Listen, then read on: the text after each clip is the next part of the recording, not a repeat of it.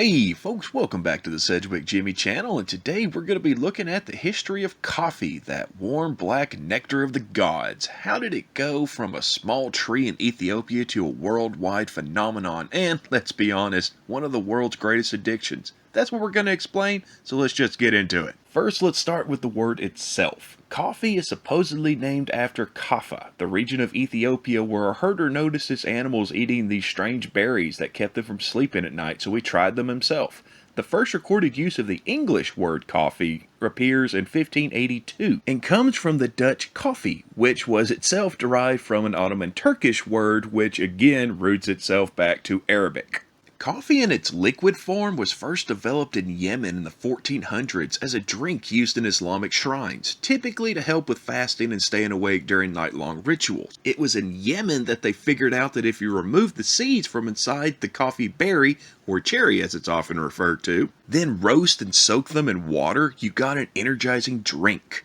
It began to be exported in a roasted or baked form, but never in its seed form, as a seed form could be planted, and if you can grow your own coffee, you don't need to buy it from the Arabians. Fun fact, most coffee being exported from Yemen was shipped out of the port city of Mocha. Yeah, that's where that comes from. The funny thing about coffee, as its usage spread, coffee shops started opening up right and left, and these shops became the centers of discussion and of spreading of knowledge. As a side note, the famous Lloyd's of London was originally founded as a coffee shop. At the same time as coffee made its way into Europe, many in the clergy saw it as, and I quote, a bitter invention of Satan and called for it to be banned. It caused such an uproar that Pope Clement VIII was asked to actually step in and make a ruling on it, and after trying the drink he gave it the official papal seal of approval. So that's right folks, coffee is Muslim grown and Pope approved. Eventually a man by the name of Bada Budan discovered the drink while traveling and smuggled 7 beans out of Mocha into India, supposedly in his beard, and he planted them on the slopes of hills in a region that's now named after him and is the home of his tomb. This was the first cultivation of coffee plants outside of Arabia. The first European attempt was in 1616, which had mixed results, though in 1699 the plant was spread to an Indonesian island called Java, where cultivation took off. The Dutch were able to get their hands on some seeds and started to create their own plants. One of these plants was actually gifted by the mayor of Amsterdam to King Louis XIV of France in 1714, and the king loved the plant so much he had it planted in his royal garden.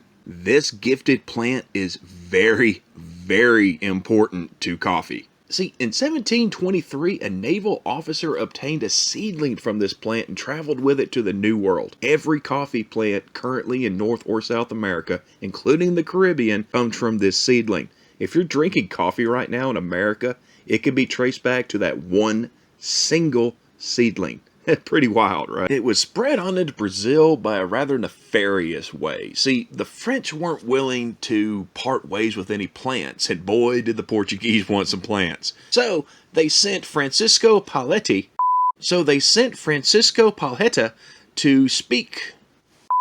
they sent a man to speak with the governor of French Guiana, who still refused. Though the man was able to seduce the governor's wife, and when he left, she gave him a bouquet of flowers that contained several seeds hidden inside. And today, Brazil is the world's largest producer of coffee, having held that title for almost 150 years. About a third of the world's coffee comes from Brazil, and it's all from that one seedling, folks. Oh, and the reason coffee is big in the United States but not so much in England is because of issues between the Americans and the British, going all the way back to the Boston Tea Party, as well as embargoes against tea that were placed on America by the British during both the Revolution and the War of 1812. Basically, the deep down reason Americans drink coffee instead of tea is because the British drink tea.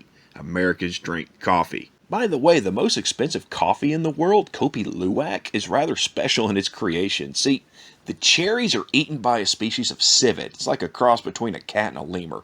And basically, these civets crap out the seeds, which are then collected, roasted, and sold for about $35 to $80 per cup. Depending on quality, of course, it'll cost between $100 and $600 for a pound. So yeah, basically $600 for a pound of civet shit.